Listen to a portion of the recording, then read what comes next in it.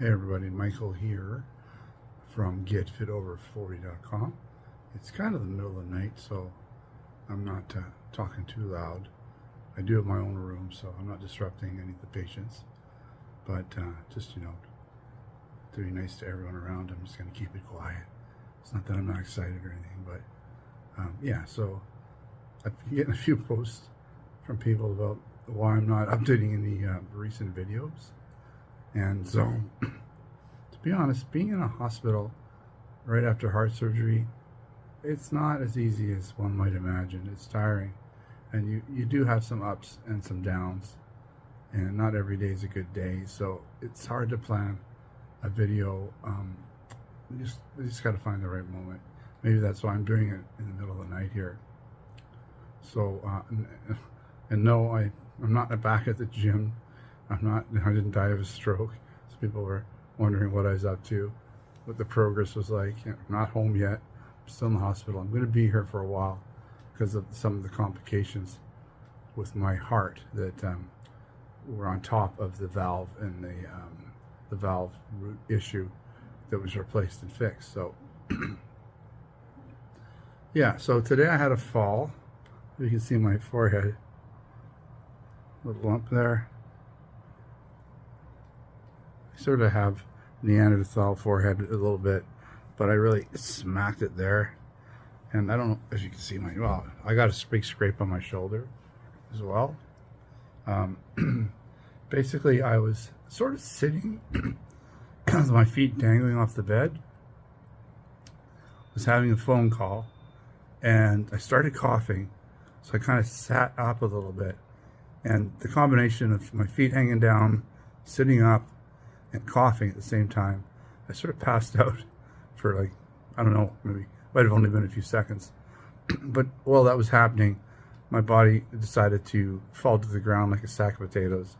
And I ended up, I think, landing on my knees, and then sort of hitting my shoulder, and my forehead hit basically the stand to all the the wiring and everything they got going on there. And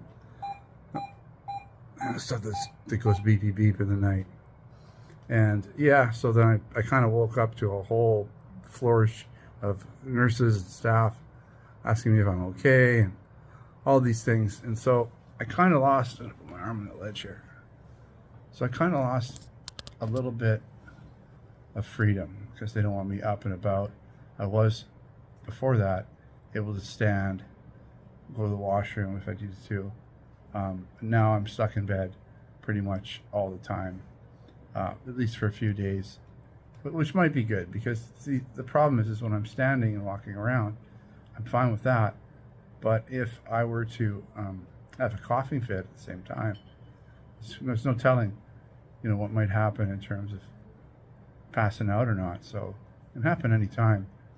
And the reason that I'm so brittle at this point is because the heart function, my actual heart function, going into this operation was really low. It had been working hard for so many years to try to keep up with this weak valve that it enlarged and reduced in capacity by quite a lot. And so having the operation, you think, okay, well now we just put a nice efficient valve on the heart, it should work better.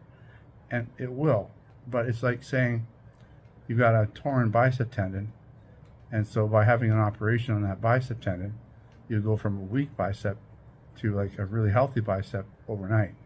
It takes weeks. Like after you've had bicep tendon surgery for that bicep, you can't even really move it for a while at all. So that's kind of what's going on with my heart. It's trying to do all this work. It's been stressed out. It's been operated on. It's, in a sense, it's trying to get used to the new valve. And it takes a while for the electrical system to sort itself out. Plus, when I have the operation, they pump a good 20 pounds of fluids in you. So there's a lot of fluid that they got to get out of you, which reduces the stress on the heart. We're getting there with the fluid, so that's been pushing hard to get it out. And then yeah, there's just the electrical system sometimes needs to be reset. There's a whole bunch of things. They play with medications to optimize heart function, blood pressure, and heart rate. So my heart rate has been like over the last few days, it's like been 120 to 140, just sitting around. So it's gone down a little bit now. So we'll see how much it goes down with these slightly revised medications and with the reduced pressure from all the fluid load on my system. All right, so that's the update for now. You know, it's a time game. I still am very optimistic that I'll get back to really good health, you know, being able to do most of what I did before, but at a lesser degree, within a little bit, not as extreme, but I'm hoping my life won't change drastically. I'm hoping I'll still be able to do the things that I'd like to do, which is exercise, walking, you know, ride the bike, all of that. I can still do a lot of that, especially with today's electronic bikes and all the things we have. And of course the gym. I hope to get back to the gym again, not to the degree that I pushed it before, a little bit healthier degree. You know, I'll probably downscale close to 20 pounds, but I got to do what I got to do. All right, so hopefully you are now caught up, and I'll have another video maybe in a couple more days.